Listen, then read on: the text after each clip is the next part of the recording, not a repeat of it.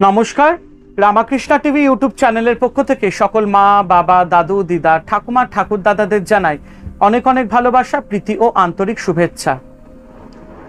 আমি আবারও চলে এসেছি আজকে মেডিটেশন ক্লাস করাতে, এবং আজকে হচ্ছে আমাদের থার্ড সেশন মেডিটেশন ক্লাসে। আশা করি আমি যতটুকু পারছি চেষ্টা করছি আপনাদের সঙ্গে এই মেডিটেশন সম্পর্কে যা বেসিক কনসেপ্টস সেইগুলো শেয়ার করার জন্য। এবং অবশ্যই আমি এসে গেছি আবারও শ্রী শ্রী রামকৃষ্ণ মিশনের স্বামী সোমেশ্বরানন্দ মহারাজজির কথায় এবং লেখায় ধ্যান শেখা ক্লাস সম্পর্কে আলোচনা করতে। তো আমরা আজকে আরও দুটি প্রশ্ন নিয়ে আসব আজকের ক্লাসে। সেই প্রশ্ন দুটি ভীষণ ইম্পর্টেন্ট এবং আমি আপনাদের আজকে সেই প্রশ্ন এক্সপ্লেন করব, উত্তরটি এক্সপ্লেন করব। আজকের প্রথম প্রশ্ন, ধ্যান ব্যাপারটা কি? What actually the meditation is about? স্বামী সোমেশ্বরানন্দ মহারাজজি এই প্রশ্নের উত্তরে বলেছেন, এটা এক পদ্ধতি, মূল সত্তাকে উপলব্ধি করার একটি পথ। উদাহরণ দিয়ে আলোচনা করা যাক। আমি যদি আপনার পরিচয় জিজ্ঞেস করি, তবে আপনি কি বলবেন? নিজের নাম, পেশা, ধর্ম, ভাষা, ঠিকানা, বংশ, নাগরিক তত্ত্ব ইত্যাদি দিয়ে পরিচয় দেবেন নিজের। আপনি বিমল কিংবা নন্দিনী, ইঞ্জিনিয়ার, হিন্দু, বাঙালি, কায়স্থ, ভারতীয় ইত্যাদি বিভিন্ন সত্তা আপনার আছে, কিন্তু এই সব কটি সত্তাই সাময়িক, মিন্স ইটস আ টেম্পোরারি। এর কোনো একটি বদলে গেলেও আপনি বেঁচে থাকেন। দ্বিতীয়ত, এই সব সত্তাই আরোপিত অর্থাৎ ইম্পোজড, সমাজের দ্বারা, অভিভাবকদের দ্বারা, কোনো সংস্থার দ্বারা। জন্মের সময় এর কোনোটি নিয়ে আপনি জন্মাননি। তাহলে আপনার আসল সত্তাটি কি?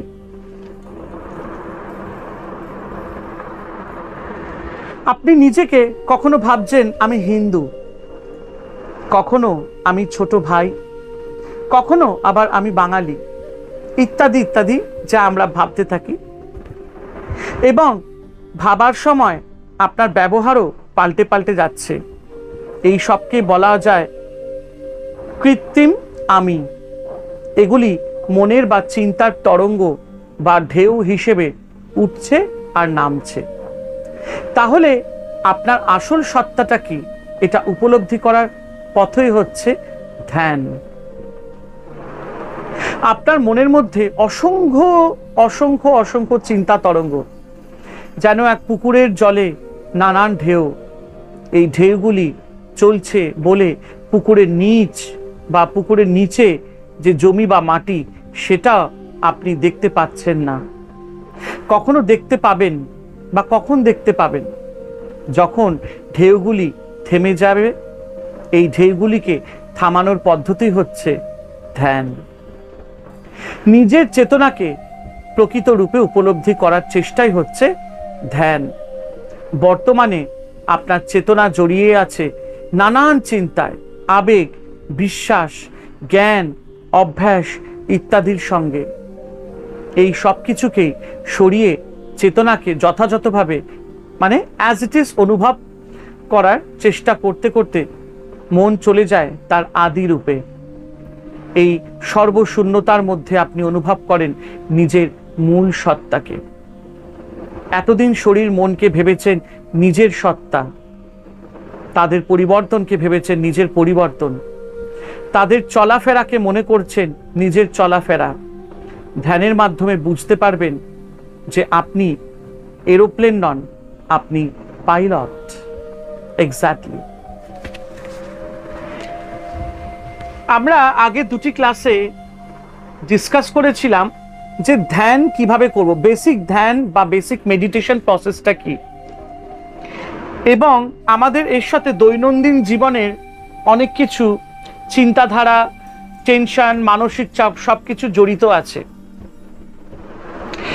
এখানে যেমনি এক্সাম্পল দেওয়া হচ্ছে, কেউ যখন আমার পরিচয় জিজ্ঞেস করে তখন আমি আমার নাম বলি, আমি কোথায় থাকি, আমার এডুকেশন কোয়ালিফিকেশন কি, আমি কোথায় চাকরি করি, আমি হিন্দু না মুসলিম, আমি এই সবের মাধ্যমে আমি আমার পরিচয় দিচ্ছি। কিন্তু এটাই কি আমার আসল পরিচয়? যখন আমি জন্ম নিই বা যখন মানুষ জন্ম নেয়, যখন ছোট্ট শিশু মায়ের গর্ভ থেকে যখন সে পৃথিবীতে আসছেন, তখন সেই শিশুটা কি জানে যে আমি কি হিন্দু না মুসলিম না খ্রিস্টান? তখন সেই শিশুর কোনো জাত হয় না, সে শিশু কোনো পরিচয় নিয়ে আসে না।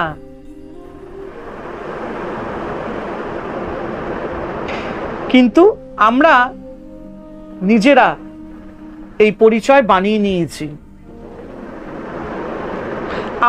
আমরা খাচ্ছি, আমরা কোথাও হাঁটছি, কোথাও দৌড়াচ্ছি, কাউকে অশ্লীল ভাষায় গালাগাল দিচ্ছি, কারোর সাথে ঝগড়া করছি, কারোর সাথে নানান রকম বিষয় আলোচনা করছি। আমরা ভাবছি এগুলো সব আমিই করছি, আমার দ্বারাই হচ্ছে। কাউকে মারলাম এবং খুব খুশি হলাম, ভাবলাম এবারও আমাকে আর জ্বালা যন্ত্রণা দেবে না। কিন্তু আদৌ কি সবকিছু কি আমরাই করছি? আমাদের মধ্যে আমিত্বটা চলে আসে সব সময়, আমি, সব আমি কর্তা নয়। আমি যখন দেহত্যাগ করব, একটা সময় আসবে, তখন কিন্তু আমার এই দেহটা পুরো ছাই হয়ে যাবে, তখন এই আমিত্বটা থাকবে না। তার জন্যই এই যে আমরা প্রত্যেক দিন যে একটা ব্যস্ততার জীবনের মধ্যে চলছি, একটা টেনশনের মধ্যে আছি, আজকে অফিসের কাজটা ঠিকভাবে হবে তো, কালকে পরীক্ষা, সারা বছর পড়িনি, এখন কি হবে, টেনশনে ভুগছি, ভাই ভাই অশান্তি, সম্পত্তি কার ভাগে বেশি পড়বে, আমি বড় আমার ভাগে বেশি পড়বে, আমার ছোট ভাই তার ভাগে কম পড়বে। এই যে নানান রকম চিন্তার মধ্যে দিয়ে আছি, এর মাধ্যমে কিন্তু আমাদের আসল পরিচয়টা আমরা ভুলে যাচ্ছি। এবং তার জন্য কি হচ্ছে, আমাদের এই যে নানান চিন্তার মধ্যে, নানান মানসিক চাপের মধ্যে আছি, নানান রকম ব্যস্ততার মধ্যে আছি, এতে কি হচ্ছে, আমাদেরই ক্ষতি হচ্ছে। আমরা আমাদের আসল পরিচয় কি ভুলে যাচ্ছি, আমরা কি, আমরা কেন পৃথিবীতে এসেছি। শরীর খারাপ হয়ে যাচ্ছে এই টেনশনে, ভালো মতন খেতে পাচ্ছি না, শুতে পাচ্ছি না, নানান চিন্তায় ভুগছি। তাই জন্য স্বামী সোমেশ্বরানন্দ মহারাজজি বলছেন, এইসব থেকে বেরিয়ে আসতে হলে আমাদেরকে মেডিটেশন করতে হবে। এটা একটা প্রসেস, নিজের মনকে শান্ত রাখার জন্য, নিজেকে পজিটিভ রাখার জন্য। এবং যখন আমরা মেডিটেশন করতে আরম্ভ করব, তখন আমরা বুঝতে পারবো যে আমরা বা আমাদের আসল পরিচয় কি, আমাদের আসল পরিচয়টা আমরা বুঝতে পারবো। তাই জন্য সবাইকে অনুরোধ, আপনারা মেডিটেশন করবেন, 5 মিনিট হোক 10 মিনিট হোক, সময় বার করে অন্তত মেডিটেশন করুন, একটু সাধন ভজন করুন। যখনই আমরা মেডিটেশন করব, তখনই দেখবেন আমাদের মাইন্ডটা ফ্রেশ হয়ে যাচ্ছে। যত রকম আপনাদের ব্যাড এনার্জি গুলো আছে, সেগুলো সব ক্লিয়ার হয়ে যাবে, পজিটিভ এনার্জি আসবে, এবং আমাদের সাথে সাথে দেখবেন আমাদের লাইফটা ডেভেলপ করবে, আমরা ইমপ্রুভ হতে থাকব। তাই জন্য মহারাজজি বলছেন, নিজেকে ভালো রাখার জন্য, নিজেকে পজিটিভ রাখার জন্য অবশ্যই আমাদের মেডিটেশন করা উচিত। এবং যে প্রসেসটা আমরা আগের দুটো ক্লাসে বলেছি, অবশ্যই প্রসেসটা আপনারা প্র্যাকটিস করতে পারেন। স্বামী সোমেশ্বরানন্দ মহারাজজি খুব সুন্দরভাবে আলোচনা করেছেন এবং সেটি আমি আপনাদের কাছে শেয়ার করেছি। তাই নিজেকে ভালোভাবে জানতে হলে, নিজেকে ভালো রাখতে হলে, নিজেকে পজিটিভ রাখতে হলে অবশ্যই আমাদের মেডিটেশন করা উচিত। তাহলেই আমরা অনেক কিছু থেকে, অনেক বলতে গেলে নেগেটিভ এনার্জি থেকে আমরা বেরিয়ে আসতে পারবো এবং আমাদের তখন চারিপাশটা পজিটিভ লাগবে। এবার আমরা আজকে দ্বিতীয় প্রশ্নতে যাব। ধ্যানের এত রকম পদ্ধতি কেন? এতে মানুষ বিভ্রান্ত হয়ে যেতে পারে। কোন পদ্ধতিটা করতে হবে, কোনটা নয়, এটা বাছাই করা তার পক্ষে কঠিন হতে পারে। খুব সুন্দর প্রশ্ন, খুব সুন্দর প্রশ্ন। এই প্রশ্নগুলো আমাদের মধ্যেও আসে। নানান রকম দেখবেন ইনস্টিটিউটে নানান রকম প্রসেস আছে মেডিটেশন করার, কিন্তু কোনটা করলে আমার ঠিক হবে, কোনটা বেশি ভালো হবে আমার জন্য, কত রকম প্রসেস মেডিটেশনের, তাই না? এরকম নানান প্রশ্ন আমাদের মধ্যে আসে। এর পরিপ্রেক্ষিতে মহারাজজি মানে স্বামী সোমেশ্বরানন্দ মহারাজজি আমাদের কাছে খুব সুন্দরভাবে ছোট্ট করে ডেসক্রাইব করেছেন। তিনি বলছেন, বিভিন্ন প্রকৃতির মানুষ আছে এই জগতে, যার মন বিশ্লেষণ প্রকৃতির মানে অ্যানালিটিক্যাল, তার পক্ষে কঠিন হতে পারে ভগবানে বিশ্বাস করা। অবশ্যই বিভিন্ন রকম মানুষ আছে, নানান রকম মানুষ আমাদের পৃথিবীতে রয়েছেন। কেউ পজিটিভ, কেউ নেগেটিভ, কেউ প্রচন্ড ক্রুয়েল, কেউ প্রচন্ড কাইন্ড। যুক্তি বিচার বেশি পছন্দ হবে তার কাছে সম্ভবত। আবার আবেগপ্রবণ মানুষের কাছে ভক্তি পথই সহজ লাগতে পারে। কর্মপ্রিয় মানুষের কাছে চুপচাপ বসে ধ্যান করা একঘেয়ে লাগতে পারে। আবার কারোর কাছে যুক্তি বা তত্ত্ব নিরস মনে হবে। তিনি চাইবেন হাতে নাতে পরীক্ষা করে দেখতে। অবশ্যই। তো দেখুন কত ধরনের মানুষ, এটা একটা এক্সাম্পল দিচ্ছেন আমাদের কাছে মহারাজজি। এই জন্যই ধ্যানের এত রকম পদ্ধতি নিজের মানসিকতা অনুসারে বেছে নিতে হয়। আস্তিক ঈশ্বরে বিশ্বাস করে সাধনায় অগ্রসর হতে পারে, কিন্তু একজন নাস্তিক হয়তো চাইবে পরীক্ষা করে এগোতে। Absolutely correct. যারা ঈশ্বরের প্রতি বিশ্বাস, তাদের কাছে এই মেডিটেশন ব্যাপারটা খুব পজিটিভ এবং সহজভাবেই হবে। কিন্তু যারা খুব নেগেটিভ মাইন্ডেড বা যারা ঈশ্বরে বিশ্বাস করেন না, তারা সবসময় এই মেডিটেশনটাকে তারা এক্সপেরিমেন্টাল হিসেবে প্রথমে নেবে। They will do the experiment. তারা দেখবে আদৌ এটাতে কোনো কাজ হয় কিনা। কারণ তাদের মধ্যে সে বিশ্বাস ব্যাপারটা থাকে না। কারণ যারা নেগেটিভ পার্সন হয়, যারা নেগেটিভিটি মাইন্ড নিয়ে থাকে, তারা প্রচন্ডভাবে depression, lot of tension, confusion আর ইনসিকিউরের মধ্যে থাকে। যার জন্য তারা সবসময় মানে একটা এক্সপেরিমেন্টাল প্রসেসের মধ্যে থাকে। এই জন্যই বিভিন্ন মানুষের এই ভাবনা চিন্তা এবং বিভিন্ন মানুষের আচরণের জন্যই নানান রকম মেডিটেশনের পদ্ধতি বা প্রসেস আছে। এরকম বিভিন্ন পদ্ধতির কথা রয়েছে এই আলোচনার মধ্যে। মানে আমরা যতদিন এই মেডিটেশন ক্লাসটা করব, এই আলোচনার মধ্যে স্বামী সোমেশ্বরানন্দ মহারাজজি আমাদের কাছে ডেসক্রাইব করেছেন। আমরা জাস্ট স্টার্ট করেছি, this is the starting point. So তার জন্য আমাদেরকে আগে এই মেডিটেশন সম্পর্কে ভালো করে বেসিক কনসেপ্টটা জানতে হবে। Then and only we can go ahead and we can be or we can do a perfect meditation. এরকম বিভিন্ন পদ্ধতির কথা বলা হয়েছে এবং আবেগপ্রবণ মানুষের কাছে সম্পন্ন ধ্যান, স্মরণ মনন ও ভক্তি ধ্যান এই পদ্ধতিগুলি বেশি ভালো লাগতে পারে। অবশ্যই। অন্যদিকে বিচারপ্রবণ মানুষ সম্ভবত পছন্দ করবেন আমির খোঁজে অধ্যায়ের পদ্ধতিগুলি। এই যে আমিত্ব, আমি রাজা, আমি তোর হেল্প করেছি এবং আমি সংসারটাকে চালাচ্ছি, আমি কর্তা, এই যে আমিত্বটা, এই যে এটার মধ্যেও কিন্তু আমাদেরকে ভাবনা চিন্তা করতে হবে। যা কিছু হচ্ছে সব তারই কৃপায়, তার ইচ্ছায়, ভগবানের ইচ্ছায়। তাই আমি বলে কিছু নেই। আজকে দেহটা আছে বলে সেই অহংকারে আমি আমিত্ব ভাবটা এনেছি, কিন্তু কাল যখন আমি পৃথিবী ছেড়ে চলে যাব, তখন তো এই দেহটা পুরো ছাই হয়ে যাবে।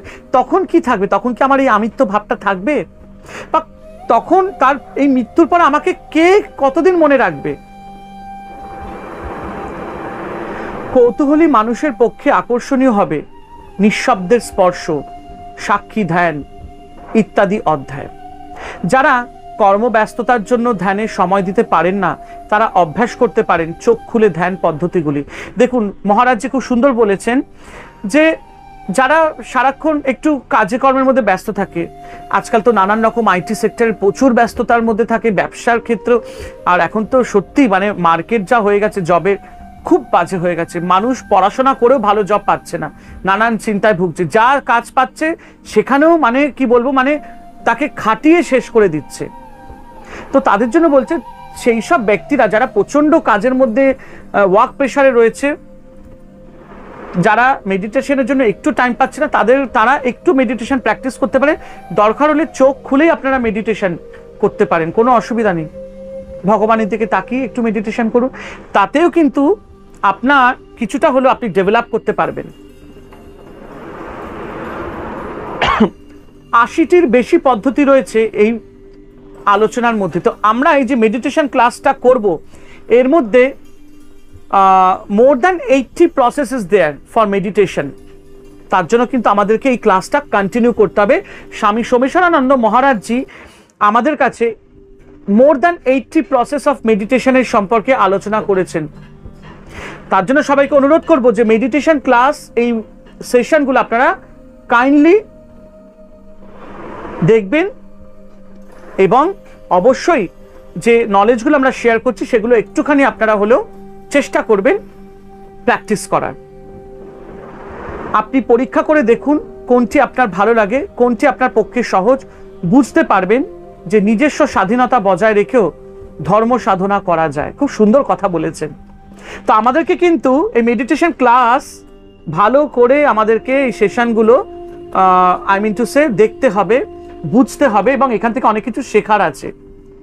এবং আপনারা তো আছেন, যদি কিছু ভুল আমি বলেও থাকি তো আপনারাই তো আমাকে ঠিক করে দেবেন, তাই না? তো খুব ভালো লাগলো এরকম একটি সুন্দর আজকের সেশনটা, এবং অবশ্যই আপনাদের মতন পজিটিভ পরিবারের সদস্যরা আছে বলেই আজকে আমি এখানে আছি। সকলকে জানাই অনেক অনেক ভালোবাসা, প্রীতি আন্তরিক শুভেচ্ছা। সবাই ভালো থাকবেন, আনন্দে থাকবেন, এবং রামাকৃষ্ণ টিভি ইউটিউব চ্যানেল কিভাবে সাবস্ক্রাইব করবেন, শেয়ার করবেন। হরে কৃষ্ণ কৃষ্ণ কৃষ্ণ হরে হরে, হরে রাম রাম রাম হরে হরে। জয় শিব শম্ভু, জয় দেবী দুর্গা দুর্গাতি নাশিনী, জয় মা কালী।